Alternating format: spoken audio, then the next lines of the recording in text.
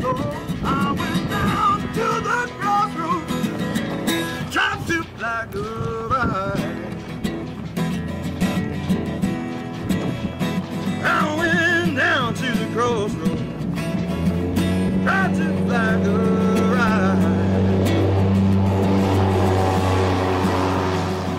Well, nobody seemed to know me. Everybody passed me by.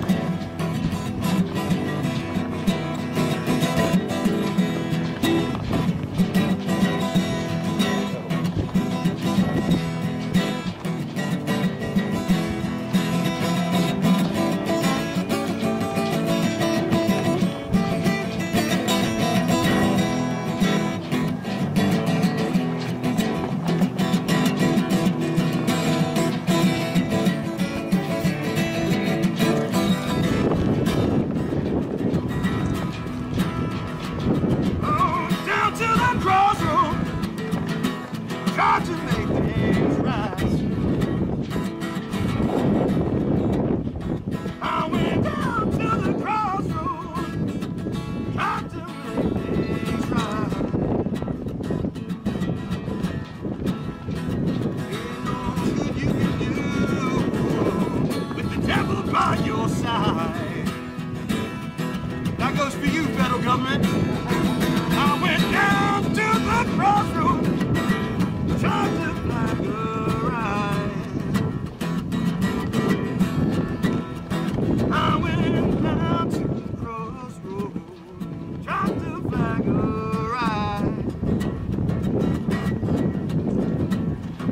Ain't nobody seemed to know me. Everybody passed me by. That's right, if it ain't happening to you, then it ain't happening to nobody else, right?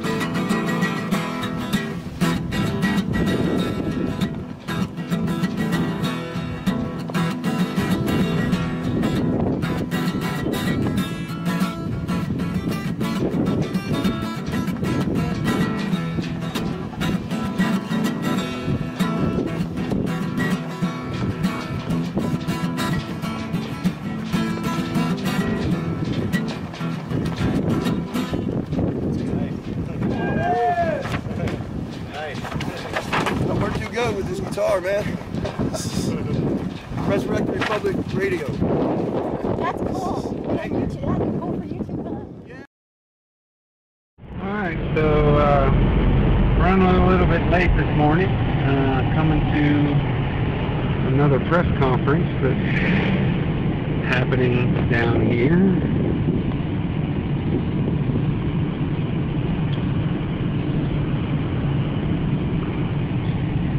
Hopefully you can find the truth here if you're looking for it. You know, we try to get the whole truth and nothing but the truth here, but we're late for this one, so hopefully it doesn't get doctored into something that's not true like some other things have been. Appreciate you watching.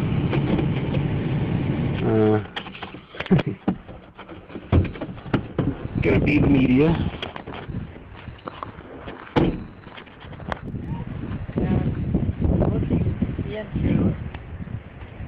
So because of that, I came to some conclusions, and I've shared some of these conclusions before, but I concluded that it appeared in history that man is not happy unless he has his agent. That he is a subject to misery unless he's free. And that was one thing that I could see in history and have learned in history, that man is not happy unless he has his agency. And two, that in every part of history, in every aspect of society, there has always been powers, groups of men and women that are trying to take away the agency of man. And that is something that I always realize that this has happened from the beginning of time until now. And then three, the third thing that I began to see and realize and understand as we studied history and societies is that if man does not stand actively against those who are willing to take away their freedom and striving to do so, that freedom will be taken. And that it is required of man, required of him, to stand and fight for his agency, that he cannot stand still. We know that there will be a time after this life that we can rest, and that is the rest of the Lord. There will become a time when we can rest and not have to fight for our freedoms and our agencies and be actively protecting them. But it will not happen in this life, and we must remember that. And so those are my thoughts today, and I'll turn the time over to my dad for any questions and to say what you would like to. Okay, this is David Knight with InfoWars, and we are here waiting for the sheriff to arrive to meet with Mr. Bundy here at the Bundy Ranch. Actually, we're just outside the Bundy Ranch at the demonstration area. That's the back of the sign up there. This is the crowd, quite a large crowd. There was a couple of observation posts that were discovered last night. They saw some rangers walking away from them. They went over and discovered the observation posts, and I was told that they put some cow feces in there for them, because that's basically, I guess, what they've been feeding us here. So we're going to see what the sheriff has to say, and we've seen a lot of SWAT trucks up in Mesquite, which is the major city that's closest to this area. This area is called Bunkerville. That's the name of the town. What do you see? See all those jets? It's hard to Oh, yeah, yeah. Yeah, we got a lot of jets up there, very high. Even though this is a no-fly zone. They just made this a no-fly zone yesterday, but we do have jets flying over the area. So presumably, if it's a no-fly zone, those are the jets that are either policing the no-fly zone for the government, or they are observation jets for the government, because they're not allowing news media to fly over the area, and they're not allowing planes that were looking for Mr. Bundy's cattle to try to locate them before the BLM steals them. So they declared that no-fly zone area. But we still have jets flying overhead. So. Well, the no-fly zone doesn't extend up to 35,000 feet. Oh, okay. A confrontation in Nevada this morning threatens to become a modern-day range war. The government is taking away a rancher's herd, and tensions are running quite high. Terry Okita is in Bunkerville, Nevada. That's about 80 miles, northeast of Las Vegas. Terry, good morning to you. Good morning. Rancher Cliven Bundy says the land that I'm standing on right now has been in his family for generations, since the 1870s. And in his mind, he's not just fighting some unfair fees. He's fighting to keep Uncle Sam out of everyone's backyard. Tensions reached the boiling point earlier this week. Get out of here, you coward! After simmering for years in a Nevada turf battle, pitting rancher Cliven Bundy against the federal government. We haven't lost this battle. We're just barely beginning. U.S. Rangers are rounding up Bundy's cattle, claiming he has been illegally grazing his herds on 600,000 acres of federal lands for 2 decades. The Bureau of Land Management, or BLM, says Bundy's unpaid land use fees total over $1 million. Bundy says he doesn't have to pay because he has no contract with the federal government. The money's not the deal, the cows are not the deal. It's freedom and liberty and access to our land, and get rid of this abusive government. 2 federal judges issued orders last year that if the 67-year-old rancher did not remove his cattle from the land, they could be seized. The seizure began on Saturday. Demonstrators have rallied to support Bundy, leading to an altercation with law enforcement officials on Wednesday, when one of Bundy's sons was tased after kicking a police dog. Then they tased me again, okay, and they pulled it out again, probably because I didn't drop on the ground. You need to leave now! Thank you. Oh, yeah. Can everybody hear me? Yeah, perfect. Hey, as you clearly know, I am anything but a professional at communication or media or anything like that. I was raised a cowboy, and my trade is Eddie Easton attorney. I'm an American, and I'm not a professional at communicating, so I ask you to bear with me. I do have a few announcements. We will be holding a press conference at 1 o'clock every day. We went 1:30 today because of the need for preparation. Each time we hold a press conference, we'll be informing people of what's going on the best we can. We're not going to be able to touch on everything, but we're going to inform it the best we can of the main events and the things that are happening. I do have an agenda that I've jotted down, but again, I want you to understand that I'm not a professional. I'm an American, and it's as difficult for me to be here and risk my livelihood as it is for everybody else. Which brings me to my first point. I want to recognize the tremendous support that the community has given us and the strength that it has given me and my family to know that you love us and that you support us. Thank you very much.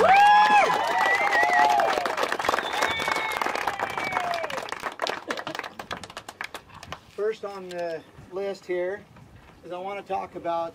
hey, hold that a little closer to your mouth. Okay. Can you hear that better? Yeah. Okay. First on the list, I want to talk about our First Amendment rights. We have the right to be here. And the BLM obviously does not respect the Constitution of the United States. Otherwise, they would have not made this little box for us and expect us to stay in it. That's right! It's disgusting of how they must think of the Constitution, okay? We have the right to express. We have the right to let people know and let our politicians and let all the people in the whole world how we feel. That is our right under the Constitution of the United States. And we will not let that be taken from us. That's right! Okay? Yeah. So this is the freedom that we have in America right here. We're going to have our freedom inside of that fence there. Bunkerville rancher Cliven Bundy thinks the federal government has gone too far in preparing to round up his cattle. Example, this is one of 2 designated spots where the public will be allowed to protest the roundup. A sign inside the fence shows how some people feel about a First Amendment zone. And during our tour with Bundy, a passerby stopped to offer encouragement. I'm one of your neighbors. I get to look at that every day in my life. Hang in there. Okay, thank you. Miles away, just off the interstate, another fenced area is where media are allowed. Armed agents in trucks form a wall to prevent anyone from approaching what resembles a military staging area, the heart of the Bundy Roundup operation. More rangers sit at every road leading into the 600,000-acre Gold Butte area to prevent the general public from coming in. With all of these rangers and all this force that's out here, they're only after one man right now. Who do you think they're after? They're after Cliven Bundy. Whether they want to incarcerate me or whether they want me to shoot me in the back, they're after me. But that's not all that's at stake here. Your liberty and freedoms are at stake. Bundy's had a long time to sharpen his message. The fight has been building since 1993, when BLM changed grazing rules for Gold Butte to protect the endangered desert tortoise. Bundy refused to go along and stopped paying his fees altogether. Since then, the BLM and federal courts have ordered him to stop letting his cattle roam through Gold Butte, and he's ignored the orders because he doesn't recognize federal authority over the land. My forefathers have been up and down the Virgin Valley here ever since 1877. All of these rights that I claim have been created through preemptive rights and beneficial use of the forage and the water. I have been here longer, and my rights are all older than BLM even existed. All right, my name is Ryan Bundy. I'm the son of Cliven Bundy, and we live on a ranch in Clark County, Nevada. There's a lot of news out there saying that you guys didn't actually get on the land. Channel 8 did some article about how you guys were from Arizona and whatnot. Can you clear that up for Sure I can. Okay, if you're following the Bundy family, we originally came from Nebraska. and my great-great-grandmother joined the Mormon church, the LDS church. The missionaries were back there. They were originally from Bunkerville, the missionary was, and my grandmother joined the Mormon church in Nebraska. Now she wanted to come west, and my grandfather did not. He did not join the church. Until there was an incident. People were mean to my grandmother, and so he said, all right, let's go west. And on the trail, he decided also to join the church, and he was baptized in Logan, Utah. They came to Bunkerville because of the missionary that was from Bunkerville. His name was actually Bunker, Elder Bunker, and so they came to Bunkerville originally. Now, they didn't settle down right away. They bought some land in Beaver Dam, Arizona, which is just across the border. But then they moved to Mexico, to the Mormon colonies in Mexico. And then they came, then there was the Mexican-American War, and the United States government said the Americans coming out of there, they'd send them to anywhere they wanted to. So they had some friends or something, they went clear up to Oregon. They went to Oregon, and things didn't work out there for them, so they come back here to Beaver Dam. And I don't know why they didn't stay Beaver Dam again, but then they went down to St. Thomas and Kaylin, which those are two towns that are now buried under Lake Mead, so they're ghost towns now. But it was awful hot, awful dry, and so they were looking for a little cool weather, and they went back over to Arizona, to the Arizona Strip, up to Mount Trumbull, and they finally settled down there on Mount Trumbull. And so the Bundy family did come from that area. Now, what everybody is not considering is the other side of my family. All right, my grandmother, who was a Jensen, who had family ties to the names of Abbott and to Levitt and to Adams, she grew up here in Mesquite. Now, our range rights here on this Bunkerville mountain here actually started with my grandmother's side. Now, when my grandfather met my grandmother and married her, he moved back over to here, which again, we had old ties, you know, kind of moving around, but we still had some old ties here, and he married my grandmother, and they inherited some of the old range rights from my grandmother's side. So when people are saying that the Bundys weren't here until such and such a date, and they didn't have the range rights here until such, you know what, they're right, but they're not considering the range rights that were here from my grandmother, all right? And so our rights do trace back to 1877, not all the way in the Bundy family name, but through some of these other names. The Bundy family was already ranching here long before the Department of Interior was born and long before tortoises were protected. But federal courts say he doesn't have a legal leg to stand on. BLM has long sidestepped the fight, in part because of concerns what might happen if it tried to round up his 500 or so cattle that even now are grazing on forbidden public lands. Bundy says he's always been willing to pay fees, but not if it helps to cut his own throat. I don't have no problem with that. I've tried to pay it to Nevada State, Clark County, and they've got some of my money in their coffers right now from but I'm not going to pay my money to the wrong landlord, and I'm not going to pay my money to BLM to manage me out of business. The federal government has seized Nevada sovereignty, Nevada statehood. They've seized Nevada laws, and they've seized our public land. But we have no access to our public land. Critics say Bundy's being arrogant and that his cattle have caused irreparable harm to Gold Butte's fragile environment. Environmentalists forced BLM's hand by threatening to sue in federal court. The Bureau will pay nearly $1 million to a private contractor to round up Bundy's cows. But with dozens of government agents positioned all around the area for what might take weeks or months, the true cost could be much higher. Bundy's cowhands have time to kill these days because they're prohibited from heading out to work their cattle. And soon enough, there could be no cattle left. The BLM plans to sell off Bundy's herd. Bundy stopped short of saying how far he's willing to take it. Well, I've fought this thing legally. I've fought it politically. I've fought it through the media. And I will fight it on the ground if I have to. George Knapp, 8 News Now. I'm Jacqueline Bush. I was Jacqueline Little Dyke, born up in Ely and raised in a cattle family. The reason I'm here today is because a cousin of mine took over his father-in-law's cattle ranch in Lund, and he was harassed unmercifully. My entire life I have heard of the injustices done to him, and as a family we would often pray that he wouldn't even kill a BLM, and he was so upset emotionally. He became ill and could not fight this illness because his immune system was so compromised because of the stress he was under with BLM. So I'm here today representing Carl Wilfong, who did the very best he could to provide for his family, but the BLM ruined him and us. Getting close to the mic. Right too close to the mic. There you go. And now we've got one more speaker before me. It's Bob Raskin. Greetings. My name is Rob Raskin. I'm a businessman in Las Vegas, and I'm associated with the Oath Keepers. For those who don't know it, the Oath Keepers are people that have taken an oath to defend the Constitution. It's clear that our government's abandoned it, shredded it, stepped on it, and destroyed it. And that's why I'm out here.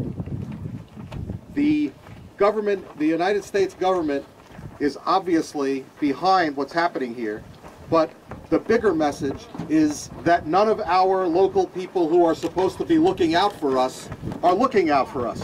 When snipers train their weapons on innocent, unarmed people, where is the governor? Right. Where is Governor Sandoval? Where is Harry Reid? Where is Hemp? Where is Heller? Where are any of them?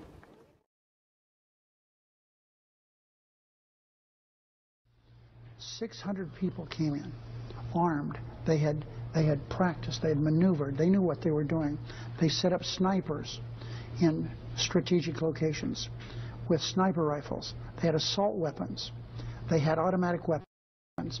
So 600 people. If there were ever an example of people who were domestic violent terrorists wannabes, these are the guys. It's that, and I think that we should call it that way. And remember, not only did Bundy do what I've just said, there are two valid court orders, a permanent injunction, get the cattle off the land, pay your fees. But no one called Bundy's a domestic terrorist. I said the people that came there were. Okay.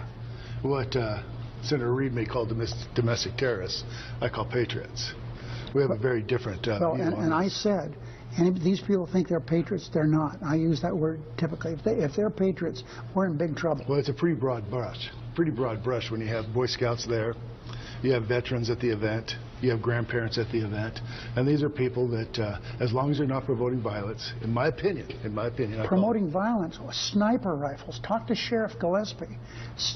Automatic weapons. That's grandmothers. That's Boy Scouts. I hope not, because we got more problems with Boy Scouts than whether they can have gay leaders. If that's the case. I take more issues with BLM coming in with a paramilitary army of people, with individuals with snipers, and I'm talking to people in groups that were there at the event, and to have your own government with sniper lenses on you, it made a lot of people very uncomfortable. Right, because having the BLM armed, that's not a normal way to go in and collect money that's owed to the federal government. So I can understand how scary the situation must have been. They weren't going to collect money. They were going in to get the cattle off the land as ordered by 2 federal courts. Yeah, but to march an army in there to do that. There was no army. The army was the 600 people. Acres. Cut off 300,000 acres, telling people you have no access to these roads. And that land, that 300,000 acres, federal land, public lands, has been basically decimated.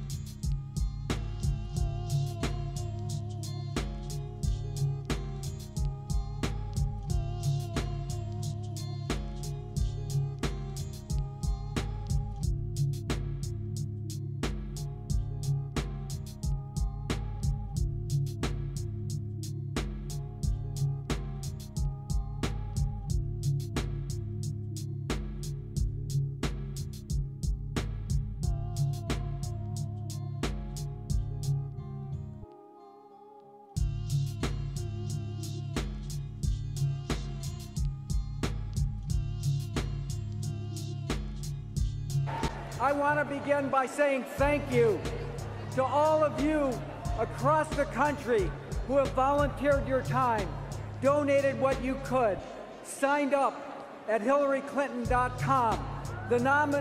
You have voted to make Hillary Clinton the nominee of the Democratic Party. This is your victory. And to everyone who supported Senator Sanders, this is your victory too.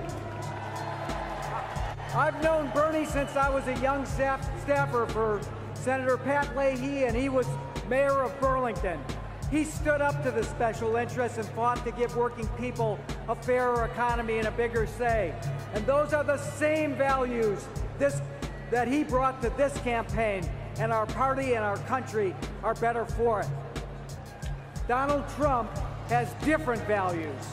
He built his career by ripping people off, stiffing contractors, and skipping out on his bills through bankruptcy. He is too erratic, dangerous, and divisive to trust to the White House. You know, I'm a fortunate grandson of Italian and Greek immigrants with a blue-collar dad and a pink-collar mom. I've had the honor to serve two great presidents.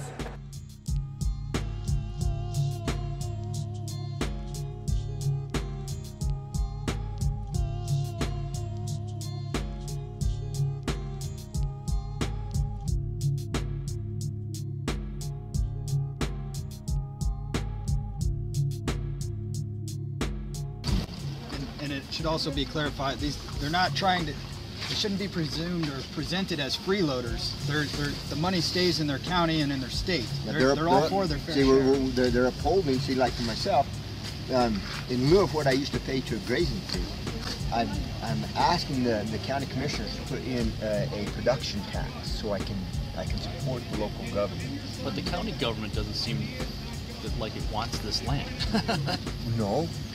They want the money. Where does the money come from, my man? It comes from Washington down to their little hand. What we wanted to talk to you about today was, you know, we really want to know if we're going to have any type of physical problems with you guys, because we want to avoid that at all costs. I'll tell you the best way to avoid that is to start adhering to the Constitution, recognize that there are rights here that you are violating, and simply do not show up. And all of that will be put to a stop that simply. Okay. And that's the easy way to handle that. Well, I have to be honest, and I have to inform you that that's not an option.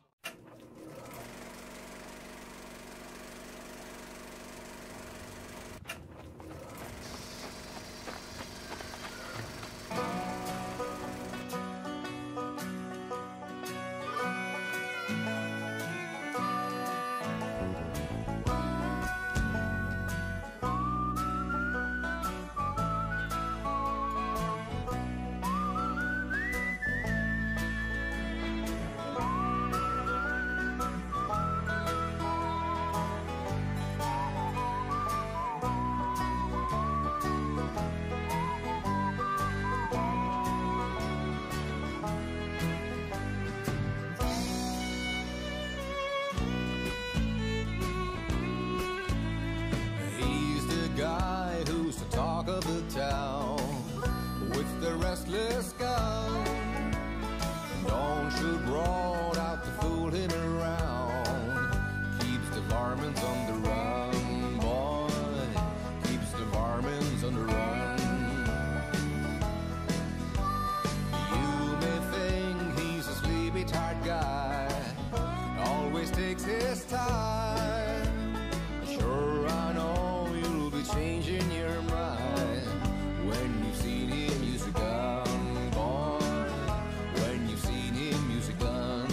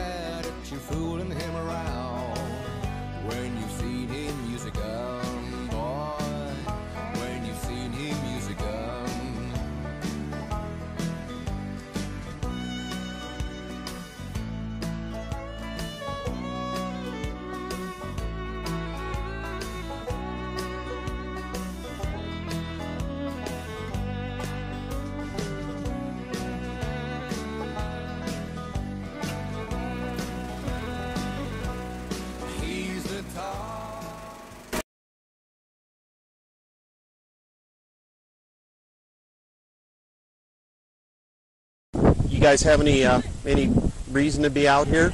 Same as you. Just hanging out? Yeah. Okay. You all know that this is all part of a closure?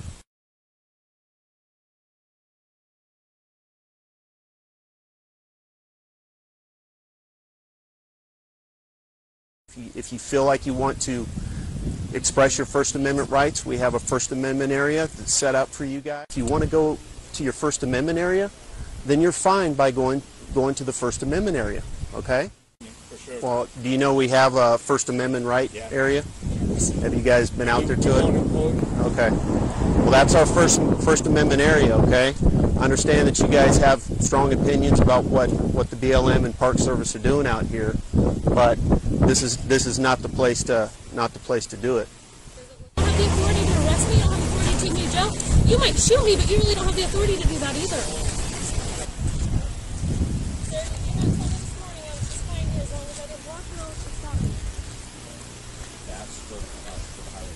I think that the only way you're going to get through some of these people is just put the silver bracelets on them and take them, and then maybe they'll think twice about it. Attorney's office just put out no arrest authority. No arrest authority? So, okay. They don't want us to push it. So even if you scratch them a ticket, they're still going to sit here? No arrest authority is what this? They said cite them. If they refuse to give information, we'll figure out who they are. No arrest. Good info. Could you please leave? I will. I am going to leave. Okay, now. But I can't leave without. Okay, he's a grown man. He is. Okay, he's being dealt with. Okay? So, this is the last time I'm going to ask you. So your first choice is to leave. Okay? It's your first choice, sir, to leave. To leave. Okay? Sir? Sir, leave now. Leave now. Leave now. Leave now, sir. Leave. We're not playing this game all day. Leave. Okay? Now. I'm gonna drag you out of the car, okay? Here in a second. Leave now. Leave now. You have your children in the car. Don't act like this, okay, sir? You have your children in the car. Just go, Dad. Go, okay? You guys are... Sir? Sir, don't do this in front of your kids, okay? Leave now, please. Okay? Take the baby down. I am leaving. I'm in the process of leaving. Go to the speed limit, okay? Go to the speed limit. Hey guys, we'll have to have you move over to the First Amendment area, okay? Hey, can you get on the radio and just let him know, see if we can get, here, come over here. Okay, in the event that they still refuse to move, take into account that one is pregnant, we need to get permission from them to arrest, because we have a pregnant gal here. I'm going to get home for Okay.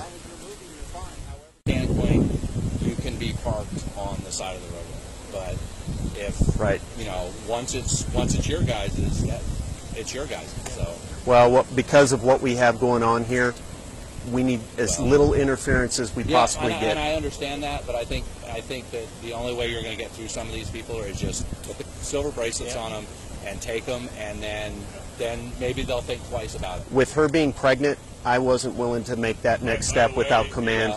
Then she shouldn't put herself in this situation either. Yeah. Attorney's office just put out no arrest authority. No arrest authority? Okay. They don't want us to push it. So even if you scratch them a ticket, they're still going to sit here? No arrest authority is what this? They said cite them. If they refuse to give information, we'll figure out who they are. No arrest. Good info. All right. Guys, thank you.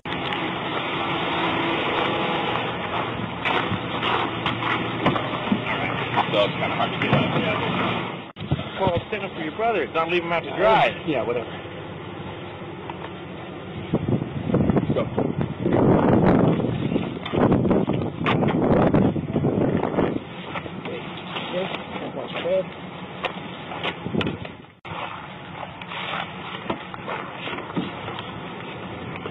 Are you injured at all? My neck, my face. What's wrong with your neck? What hurts? My neck, right there. I can't really point at it. Okay. This red spot right here on the side of the neck? Yeah, I would think. Okay. Can you wiggle your fingers? Mr. Jones, do me a favor. Turn around. Turn around. Turn around. Put your hands behind your back. Don't resist. Do you understand?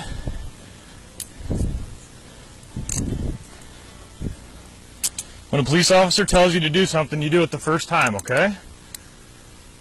So here's here's the deal, okay? Ease up, okay? It's gonna be okay. They're getting away. They could go to jail very easily. Okay. It's my call. White minivan. You following them? Stand by. Looks like they were leaving now. Look at that motherfucker. Yep. What do you say? Right here. Make contact. What's he doing? Suspect vehicle is now approaching me unsafely. We'll have to react.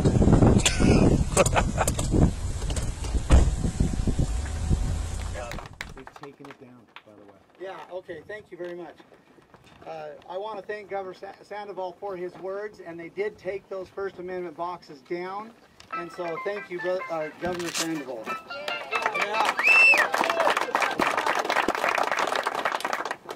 All right, second, I would like to talk about some things that happened over the last couple days and get a few things cleared up so that everybody understands what have happened.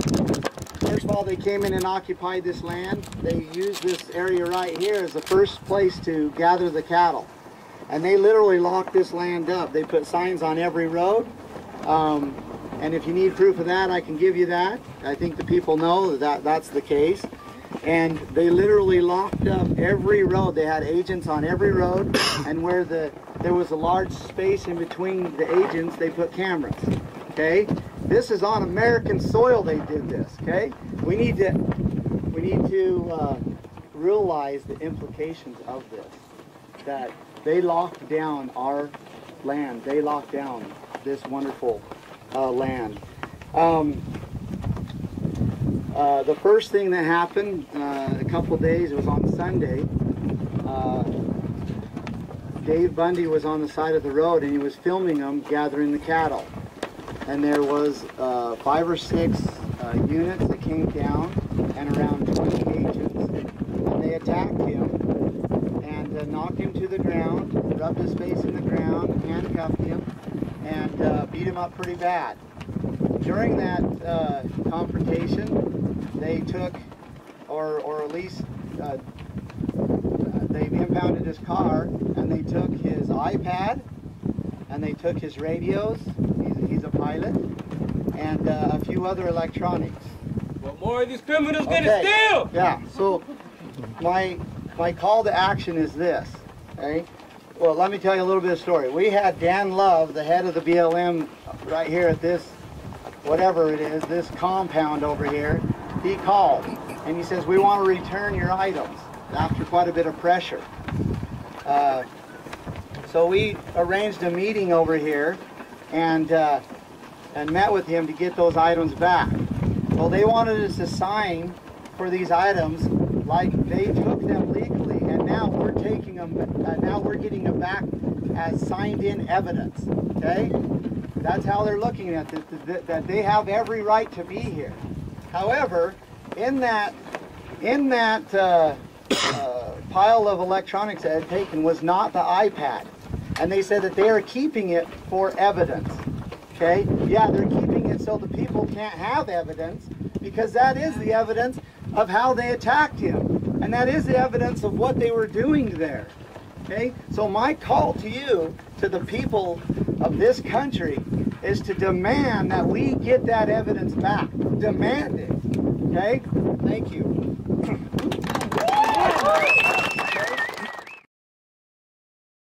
Cliven Bundy is on the show. Welcome to the Pete Santilli Show. Federal government has set up corral areas designated First Amendment speech areas. Is that correct? They said that you can only exercise your constitutional God-given rights in a certain small parcel. Is that correct? Yes, that's hard for me to even believe or understand here in America. Picture this in your mind. You have a guy standing leaning against the front of his car along the highway in the desert, and then he's approached by all of these cars and all these men. They wrestle him down, abuse him, grind his face into the grass box, handcuff him, and then they transferred him to Henderson, Nevada, and put him in the city jail there overnight. And then they picked him up that next day and took him to the federal prison. And he said then all of a sudden their attitude changed. They was very nice. They took off the shackles. They went and got him a snack lunch, and they turned him out on the streets of Las Vegas. Officers got close to me, and they said if I don't leave, they will arrest me. And I expressed to them that they're expressing my First Amendment rights, and told them, reminded them that I was within state right away, and that didn't seem to faze them at all. And Ryan backed up at that point, and I could see that they were getting ready to draw their weapons. Some of them had drawn their weapons, and so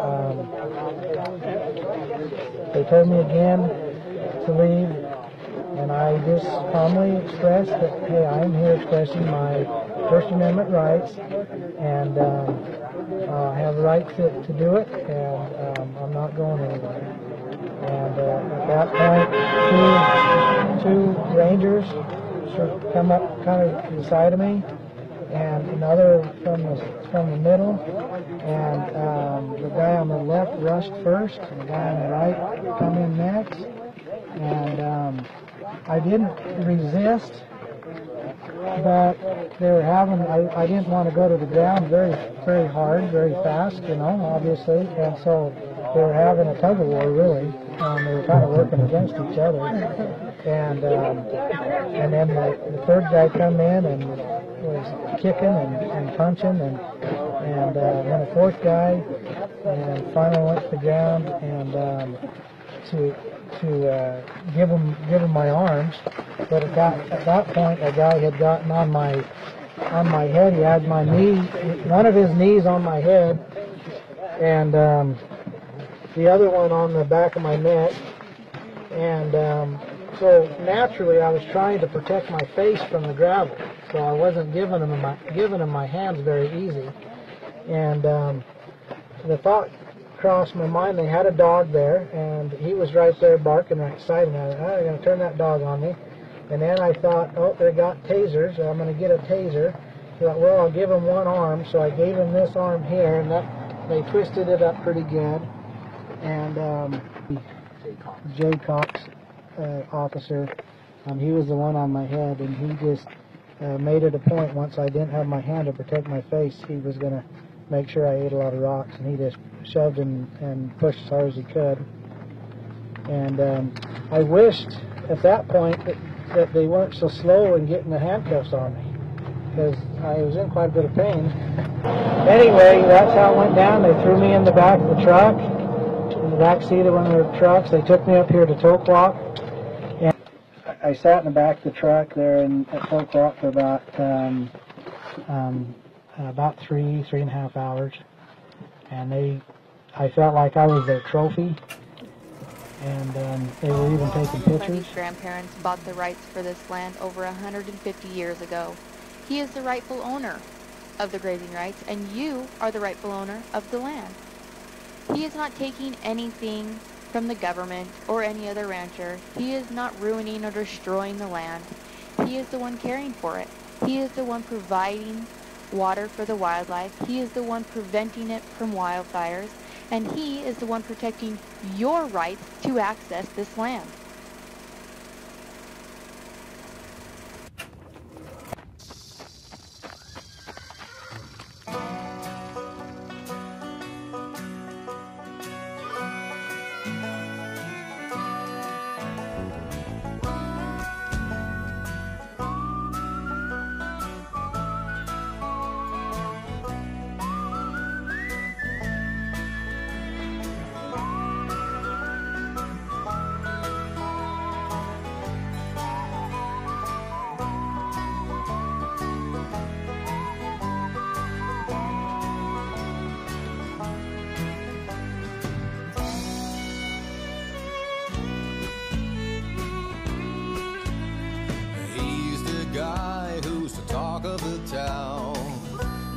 Restless gun, don't shoot broad out to fool him around.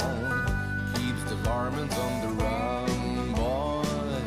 Keeps the varmints on the run.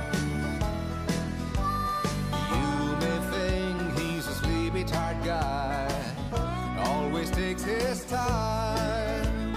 Sure, I know you'll be changing your mind when you've seen him use a gun, boy.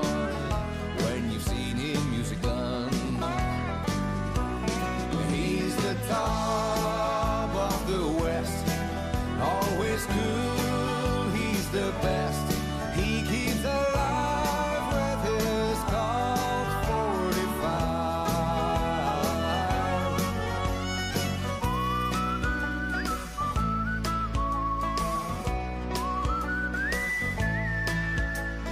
You weren't glad that you're fooling him around when you've seen him use a gun, boy.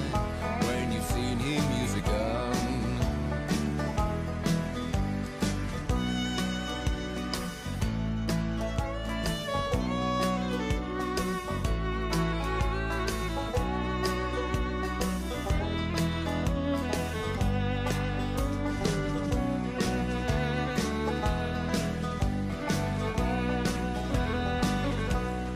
He's the top of the West, always cool, he's the best. He keeps alive with his Colt 45. Who's the guy who's riding to town in the prairie sun? You weren't glad that you're fooling him around when you seen him use a gun, boy. When you seen him use a gun.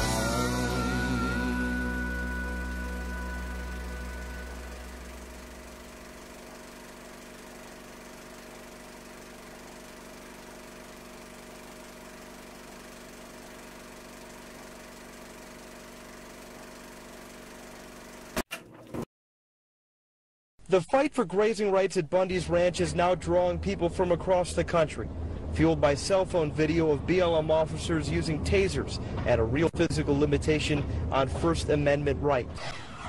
I didn't decide to go down until I saw that they had erected the free speech zones, because everybody saw that video and they knew people were coming to protest. So they put up those free speech zones. And they told everybody that they could protest inside those zones. And they were like miles away from the ranch. And then when people weren't inside those zones, they started arresting people. Rumors going on, and we saw some video and stuff like that made us upset about what was going on down there, like the First Amendment zones. Right. People getting mistreated, some dogs sick on, saw an old lady get clotheslined. And that was infuriating.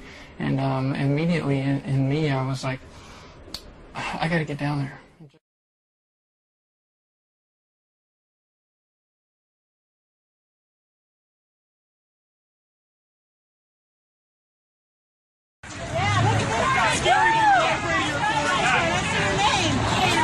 You better get your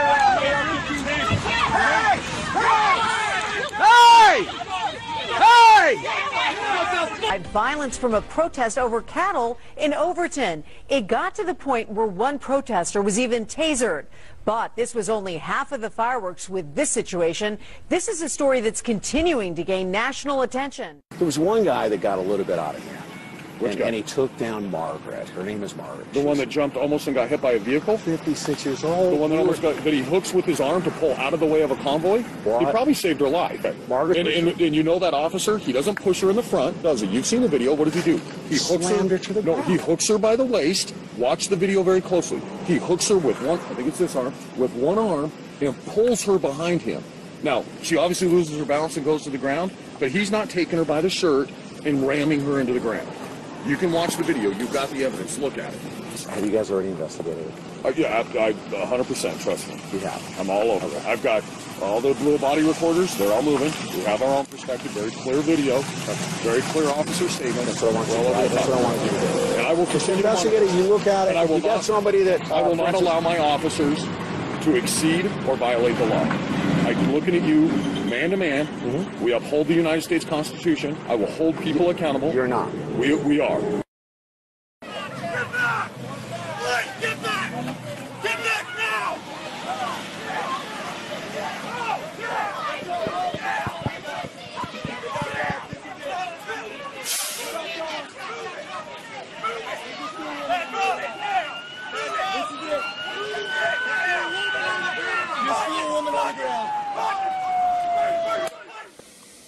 To help bring some light to this bloody massacre of individual water rights in the West, let me explain.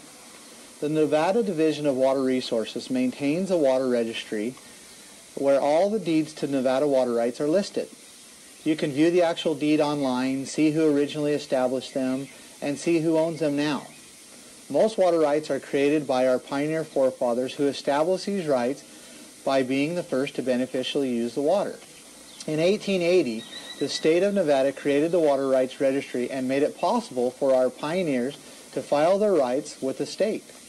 Nevada's laws, and most other states for that matter, specify that in order to retain water rights, you have to prove that you are putting the water to beneficial use, that you're using it. If you fail to use them, someone else may prove beneficial use, and the right can become theirs. This good law keeps an individual or a corporation from hoarding water and not allowing people to benefit from it. So this is where our federal government in sheep's clothing comes in. Knowing that water is a limited resource and one that will warrant wealth and power, especially in the future, and desiring that power for themselves, our federal government began a campaign against the citizens of the western states to steal away their water rights, and other resources for that matter. But when it comes to water, all they have to do to accomplish this is get that owner of the water rights to stop using them. Once the owner stops using them, then they can file up on the right and make it theirs. You may be asking yourself, has this really ever happened? Well, in Nevada alone, the BLM has done this 2,715 times. The U.S. Forest Service has done it 2,313 times. The Department of Interior has done it 26 times, and the National Park Service has done it 14 times. Those 4 federal entities in total have stolen 5,068 water rights from individuals in Nevada alone. With self-appointed power to regulate people off the lands, these federal agencies restrict ranchers, miners, loggers, and other land users from using the land and subsequently the water. In some cases, the federal agencies have later leased or rented the water and other rights back to the very families from whom they stole them from, making the family pay a fee to use what these federal agencies claim as their own, their right. In other cases, the agencies have forced the water right owners to give up claim of the water in order to continue to use the land. There are several other adverse ways in which these agencies have manipulated the resources away from the families. These families that established these rights through hard work and much suffering many, many years ago. Time will not allow me to explain all of them. Needless to say, our federal government is in business for themselves and not for the people. You may recall a year ago I was tasered 3 times. Around 34 over-aggressive federal agents in 13 armed vehicles were escorting a BLM dump truck pulling a backhoe. They had just come off the mountain range on the Bundy Ranch. These federal agents were trying to keep the protesters from seeing what was inside the dump truck. Coming from behind, I sacrificed my ATV by driving in front of the dump truck. After the initial crunch, I calmly stepped off and inquired about what they were doing in our mountains with that backhoe. My answer came in the form of an attack dog and a 50,000 volt double-barbed shock of my life. 3 times in a row. Since the answer did not give me much clarification, I crawled upon the dump truck to see for myself. What I saw was even more shocking to me than the taser.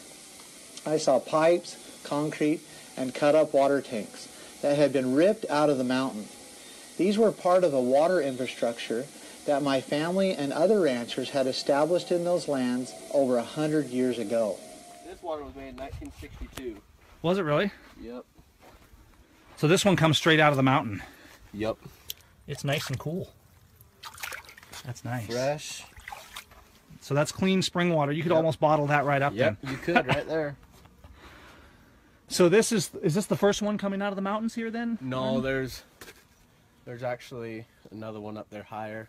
And so they just continue down. I don't know if we got it on video before, but you said they just continue down and they just kind of cycle through. And exactly. They go clear down.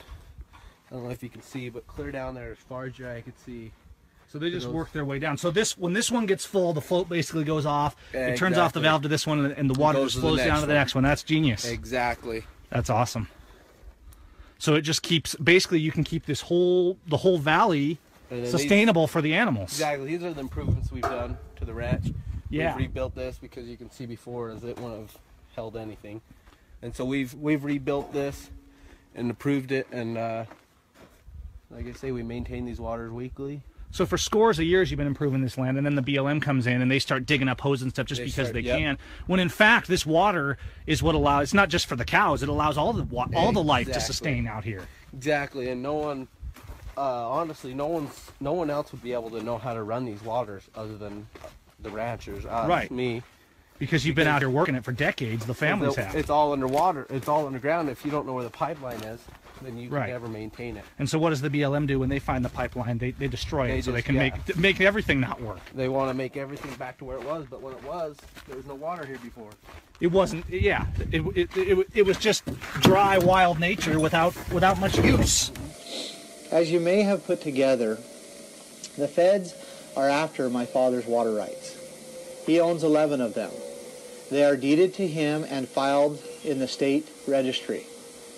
If the feds could remove the cattle, which they tried, killing around 60 head, then destroy any way to use the waters, this would make it impossible for my dad to claim beneficial use.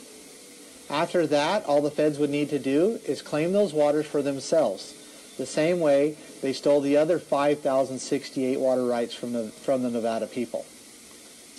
You may also find it interesting that the grazing rights in Nevada are deeded with the stock water rights.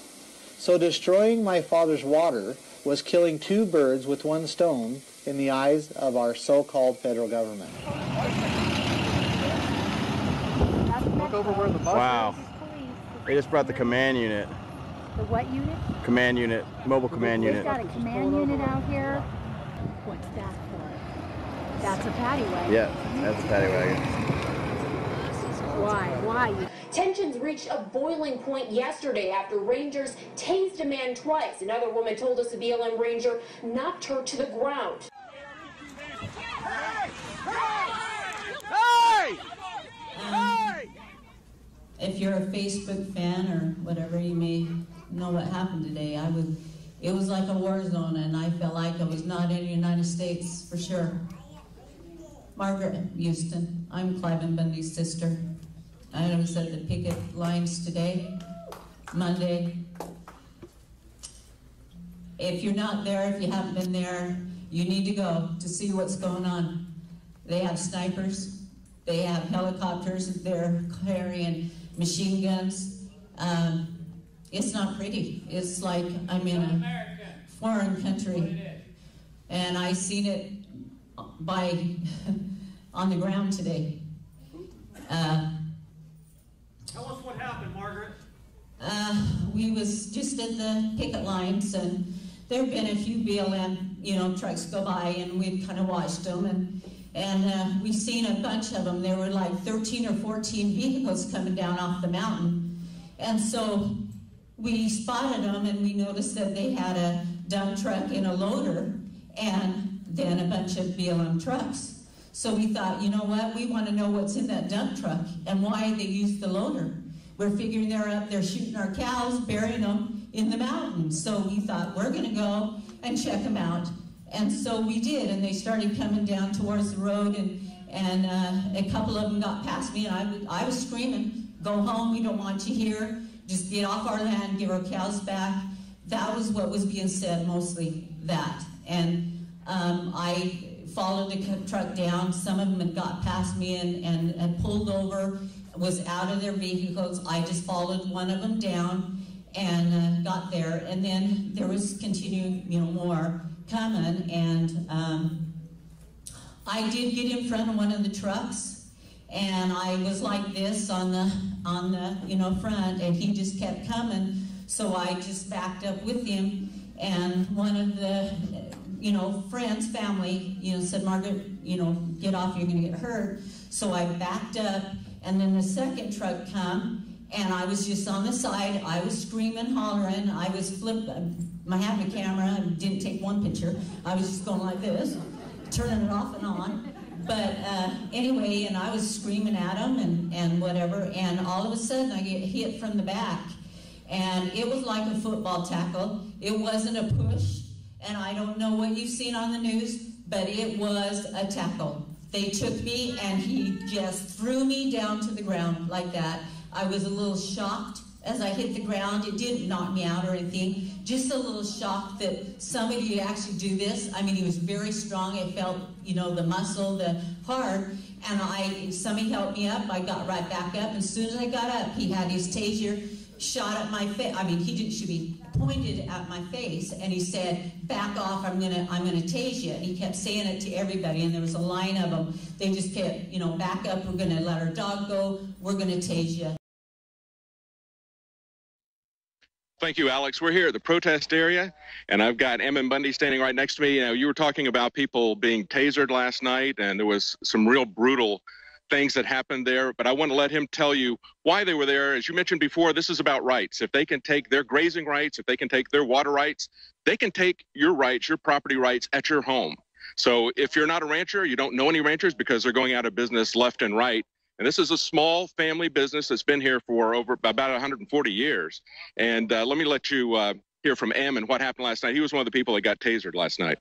Em, tell us what happened last night. Well, just to set the area, they've got this land around 600,000 acres completely locked down. If you step off the road, they arrest you. And they don't just be nice about it. They knock you on the ground, rub your face in the ground, handcuff you, and take you off. That's how they're doing it. So they literally, by force, have closed this land off and have occupied it. And one more thing to set the setting here. If almost every wash and every canyon, if you will, here, and every road has either an agent on it or has a camera in it to make sure that people are obedient to what they say. And anyway, and I'm not exaggerating that one bit. That's just okay. So yesterday we've already had citizens run to the ground and arrested. So the other day, and I'll just tell you two incidences. The other day we had a citizen, a 16-year-old boy that pulled off here where he's been his whole life, went down to the river here, and we saw about 5 or 6 of their agents or vehicles go down there. And so we rushed over there to protect him because of what happened before. And they were on their way to doing the exact same thing to him. And we had to, you know, basically push them off this 16-year-old boy to get him to and protect him. And we did back him down. There was about 40 of us. Then yesterday, where most of the activity that got a lot of news here, the way it started is they came down off this mountain and there was 14 units. And one of them was a dump truck with a backhoe on a trailer behind it. And the other 13 units were protection units, heavily armed for this dump truck and this backhoe. And we saw them come off this hill, so we took the opportunity to protest them. But we also felt that it was crucial that we understood what in the world was in the back of that dump truck. Mm-hmm. They've been chasing these cattle all over this country, and it's been a hot year so far. It was over 90 degrees already. And these cattle can't run very long before they overheat, and it'll kill them. Also, we know that they've been separating these mothers from their calves. This is calving season for us right now. So they're separating these young calves from their mothers. And we are seeing cattle that have tight bags, meaning where are their calves? Their calves are separated, you know, lying under a bush, getting ready to die or dying. So anyway, we wanted to know what was in the back. Tell him stay there. Possibly it was stay there. We're going to break. Hang on, stay there. We're going to go to break. Get back! Get back! Get back now!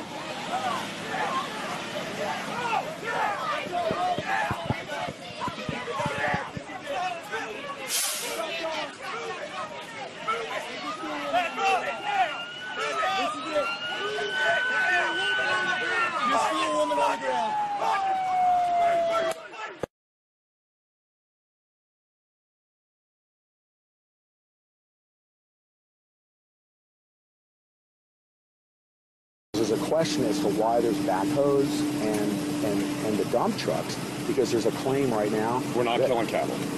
That's we're not killing cattle. We don't know that. That was the whole reason why. I will tell you right now, we're not killing cattle.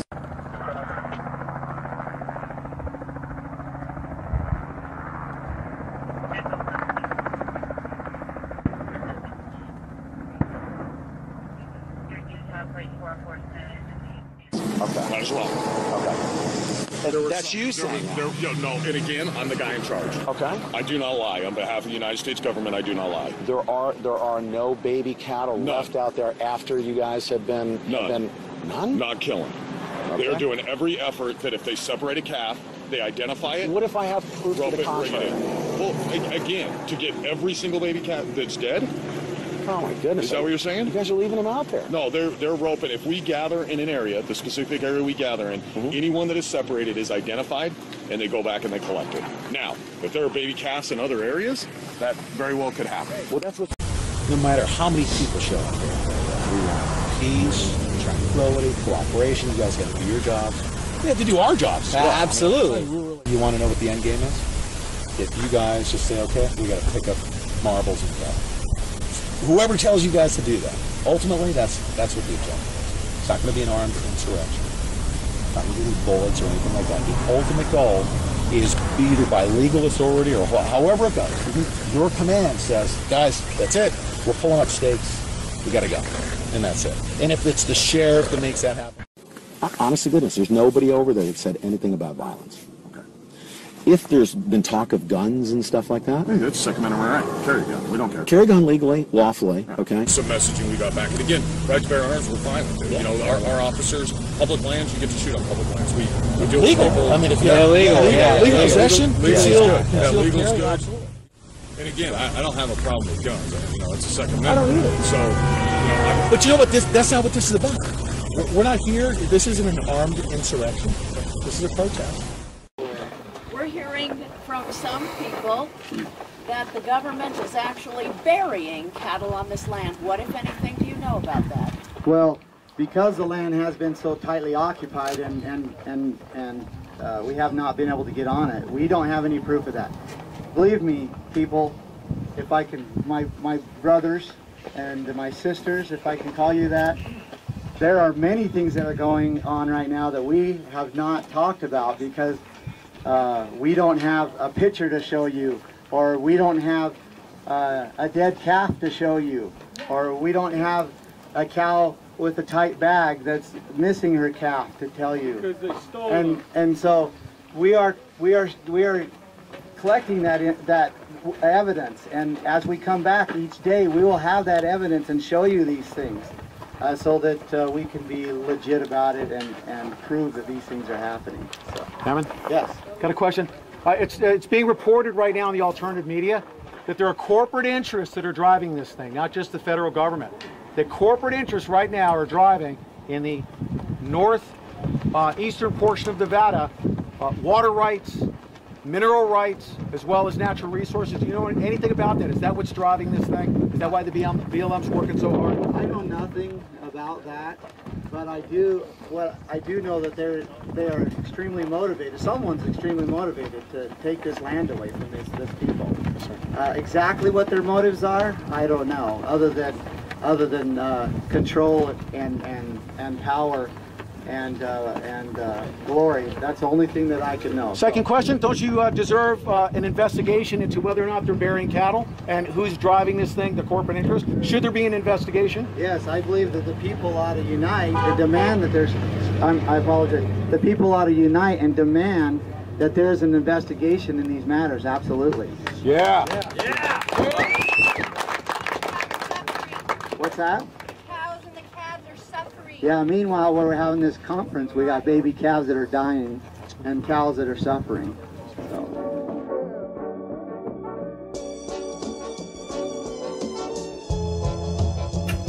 Whose hay is that? BLM. So the BLM is purchasing hay to slaughter this man's cows. Yeah. Well, that was just part of the you know what what I mean, because obviously, where is it now? They go and drop it off at some farm somewhere where it could be used. There it is, sitting right there.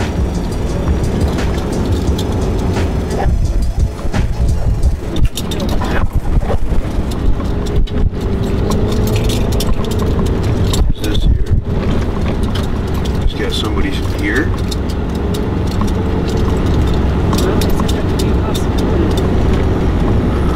One truck. Looks like they're getting something. Or they're filling something. That's a backhoe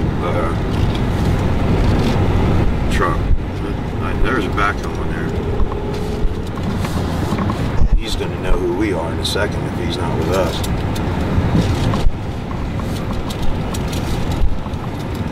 Unless he happens to be a Bundy, which is looking like from here.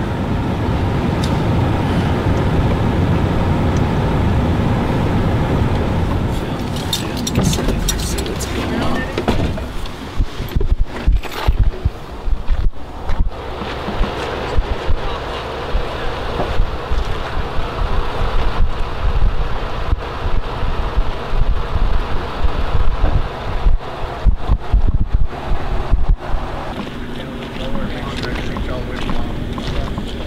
This is Corey. Hi, Corey. I see your last Houston. I know what it is. I don't know why it was here. Oh, I don't care.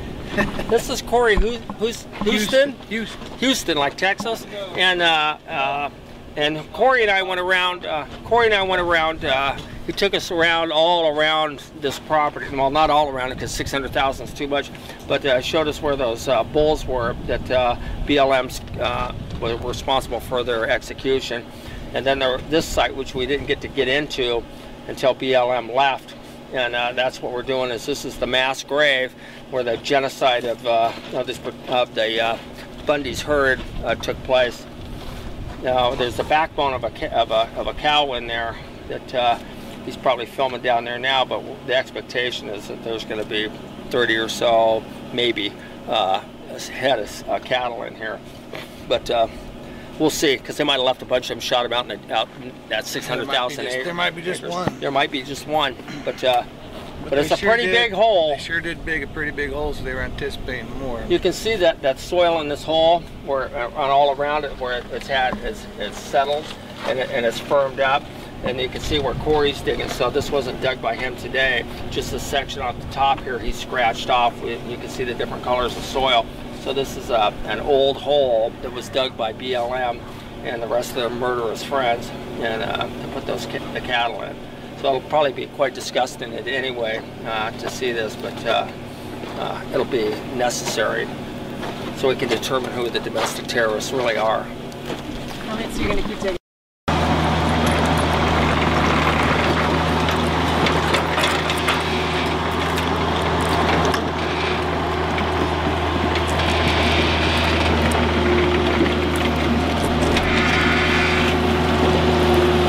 Get that on video, Trace, and Facebook it.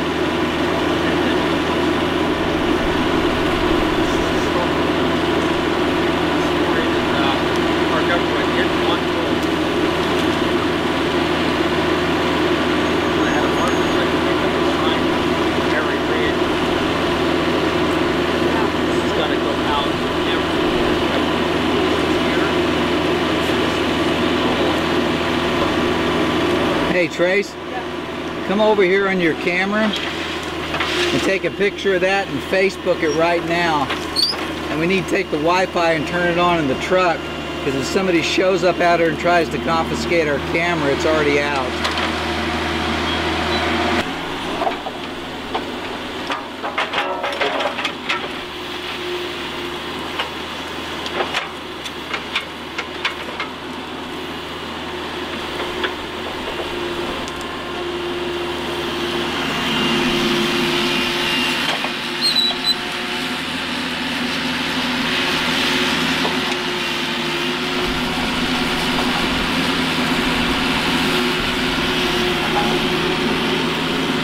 Blood. Oh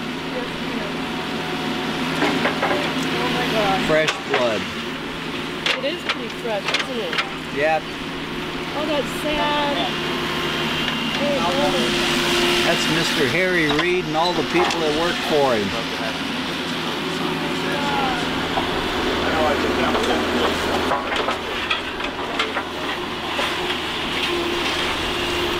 These people need to be brought to justice, man.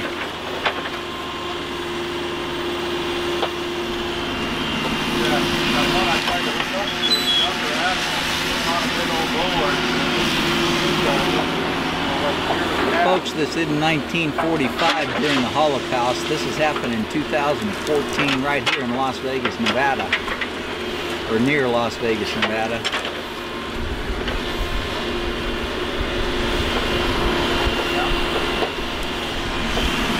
How sad.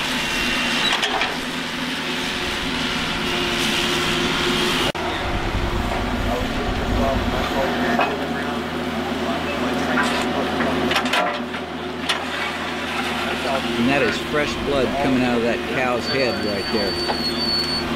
I know this for some of you may be hard to watch, but you need to see it. In America, you need to wake up. You'd say, oh, well, it's just a cow. Well, it's going to be your house. It's going to be your children's home they're going to come after next. Well, at first it was kind of like, it was unreal, you know, because I am a little grandma on a little tiny farm in little tiny Bunkerville, Nevada, and I really we didn't expect this. It was kind of like unreal that it wasn't really happening in our country, in America, that this really couldn't be happening. And they came in like vigilante, I'm saying it. Thank you. And they just came in and they tore out water structures that had been there for hundreds of years. They killed my cattle. They terrorized the people of the town, and then flipped it around saying that we had done that. They were just totally out of control. I say we embarrassed the federal government because they had come with force, and we said, no, we have a constitutional right to stand, and we are going to stand. We had a lot of people calling and saying, what can we do, what can we do? And we realized that we needed some bodies. And so when they arrested my son, and they had over 300 head of cattle, that's when we put out, they have my son, they have my cows. It's time to take a stand. I've had a restless night for 2 months. Since trial started. Since trial started, as I've sat there and watched in my opinion, the evil of that court. It's an overreaching government who does not want anybody to speak out. They're on a roll and they've got control, and they don't want to lose their job. They'll say, we're just doing our job. They'll tell me, we're just doing our job. I still have faith in the jury system, and I think that they're very lucky that they have a good jury. They would not let us bring our witnesses in that they needed. She told them if the witnesses came that it was an ongoing case and that they better have their lawyer with them and be prepared to walk out in handcuffs. Well, you know, up in Oregon when my sons got guilty up there, they came back down and they said, oh, they've learned a lot. And I just look at them and say, so did we. Mm-hmm. So did we. We've learned a lot too. I think when you stand for truth and righteousness, you stand with God. And that's where we stand. It's in His hands. Couch country here. Cliven Bundy. Here you go. A whole bunch of domestic terrorists down here. And he says it's not over. I don't know what he's planning on, but I was here when they were pushing the issue, and if he wants to push it further, the only thing he has is violence and coercion. If Harry Reid wants to push the issue, violence and coercion is all he has. And the government's good at that. You know, some people have experienced this, but ain't nobody here looking for that. You know, cows eat grass. There's grass here. I don't understand the problem. The grass patch. They seem to be concerned of, the media seems to have a concern about having militia having checkpoints. I don't know quite what they mean, but we do have a checkpoint at our gate coming into our house where they're making sure somebody don't come in, I guess, to hurt or harm us. They are a little bit of traffic control there, so I appreciate that. They're helping out where we're not being mobbed, I guess, with too many visitors.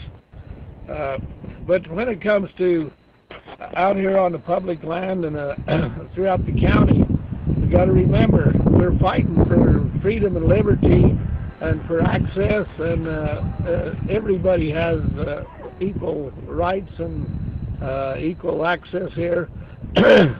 We don't. There's no force here. There's no requests from me or my family to. We've had 2 incidents that seem to be bothering the media, and it even bothered me a little bit.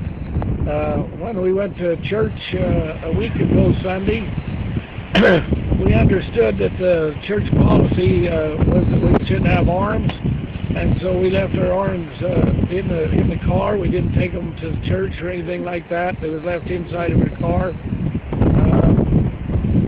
We did feel like that. I felt like, anyway, that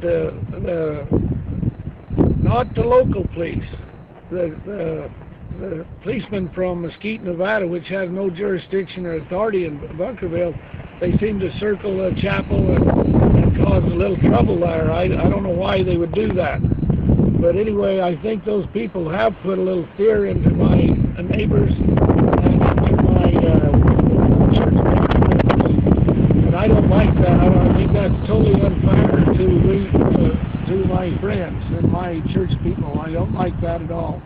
And that was, as far as I know, it wasn't done by Metro, Clark County Police, or sheriff office or anything like that. It was only done by Mesquite Police acting out of their jurisdiction and out of their duty. So I had a little feeling and thought there. The other instance was there was some cattle coming out of Arizona, coming down along the Arizona-Nevada line, which is a neighboring my ranch. And I knew those cattle were moving, so I sent one of my sons to check on those cattle. They could have been cattle of mine in them trucks. And when they checked on those cattle, they found they had an Arizona brand inspection with them, which made them, that was a proper way to move those cattle. I did get a call from the truck owners saying that they was moving cattle for Jones, which is the neighbor in Arizona, and they just said if they got, I don't know what the name was on a truck, but if we see that name on a truck, that's what they're doing, moving Jones' cattle. And what Jones is doing is he's moving cattle out off this area, moving them back into Utah, and putting them on higher elevation, another ranch with higher summer range. So that were the only 2 instances I know of anything about my neighbors complaining about what's going on here. My desire would be to have all of my neighbors join with us and enjoy the activities, the picnic and all these types of things. And you know, I have no conflict with them, and I don't think they have any conflict with me. They never have, and I don't know why they should have at this point. Yeah, a little bit different than last Saturday. There was still plenty of food, but not like this. They're putting on a show now. We'll show you what's on the grill. Plenty of hot dogs. How you doing? Get some, get some. Get them off the grill. I mean, there's some cooking on the grill.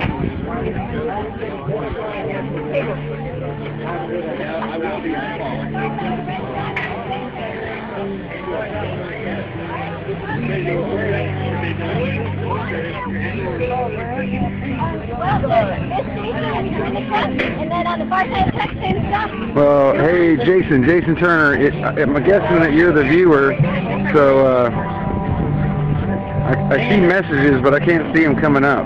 But I'm showing one viewer, so I'm guessing that's you. Can you give me a heads up on whether that link is good or not?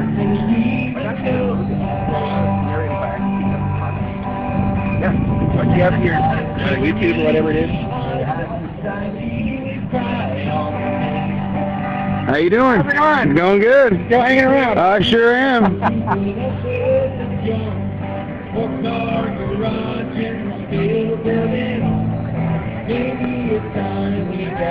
That's a beautiful picture, especially compared to the conditions on the ground last weekend. I mean, glad I came back. last weekend was interesting. And this weekend it's just freedom-loving Americans having a barbecue on a place where guys were trying to push them off with guns. Only in America, only in a free country. Even though Governor Sandoval did a nice little piece in here, and we are appreciative of that, he has not done enough, not even close to doing enough. And we can't let him off the hook. He must come to our rescue. And Sheriff Glisky must come to our rescue.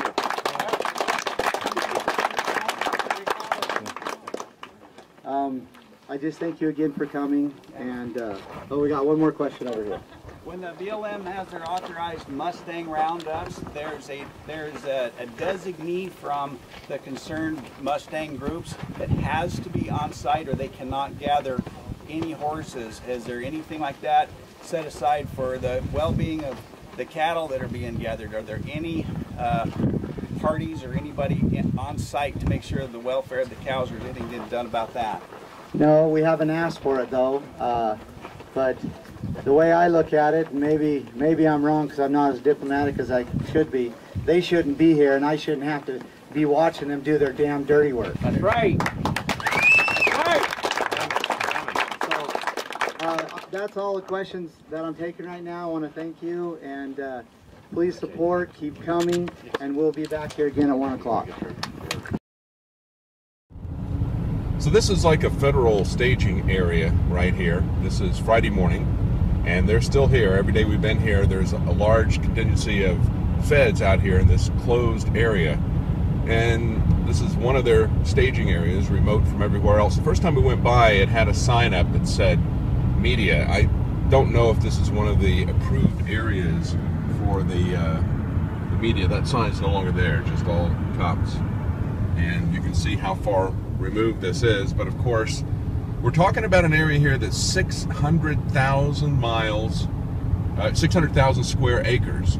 It's humongous, and the range over which only these 900 cattle, before they started stealing them, are ranging is just larger than pretty much any of us can imagine. We just drive and drive, and it's all this vacant land because the federal government is trying to assert ownership and control over every single bit of it. And that's just one area back there. David Knight for Infowars.com.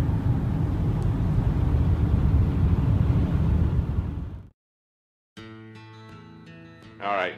You think they're policing the no-fly zone up there, or what? Well, I'm sure they are a little bit. Those guys have got nothing else to do but drink coffee and eat donuts, and you know, and if somebody gives them something to do, they'll do it. So they're probably policing it. Yeah. Yeah. Now you've got an Oathkeeper's cap on. Is Stuart Rhodes going to be here? My understanding is Mr. Rhodes will be here. I talked to my director in California, and he indicated to me yesterday that he had just gotten off the phone with Mr. Rhodes, and that Mr. Rhodes would be here. But again, that's only reporting. I don't know that for a fact. I've not talked to Stuart, but that's not my fault, Stuart. Okay, good. And you were in the military, sir? I was in the military. I went to Vietnam twice. Oh. Back in the 60s, 63, 64. Went to Vietnam, and I worked a helicopter off of an aircraft carrier. I wasn't a pilot.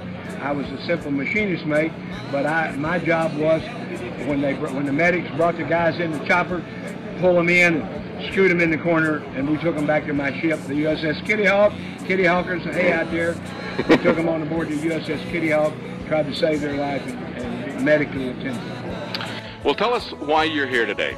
I'm here today because the United States of America has sent in an army of over 200 people. To the best of my knowledge, that number is right, but they've sent in people that are illegal.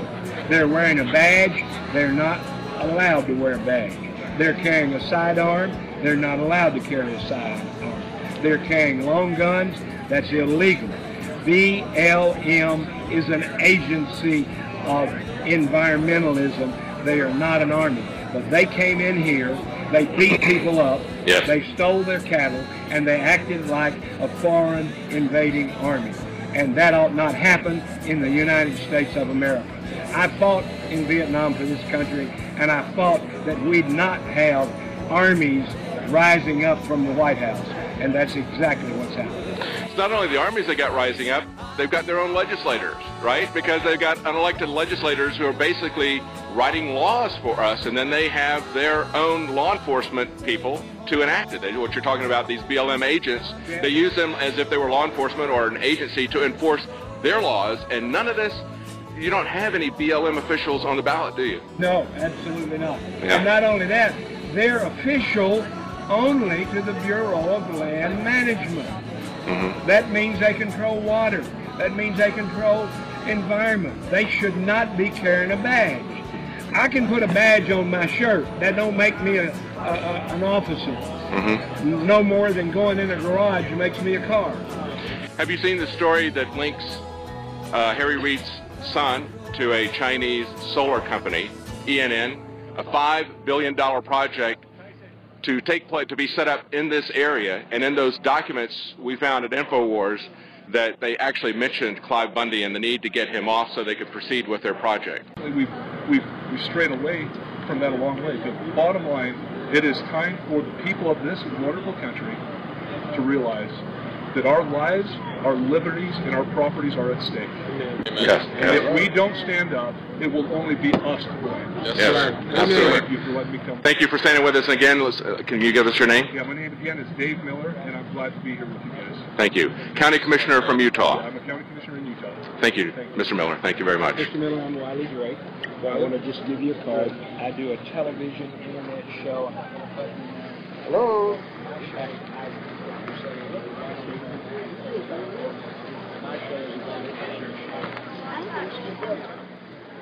These are some of the Bundy family members right here talking. The two guys facing each other have both been attacked. The one on the right is Dave Bundy, and he was the first one who was arrested. That was in association, I believe, with filming. And then Emmon Bundy on the left in the black shirt was the one who was tasered multiple times the other day. His aunt was attacked from behind and thrown to the ground. So we're waiting to see what happens. We're still waiting for an announcement as to what happened with the meeting. We're waiting for the sheriff to show up.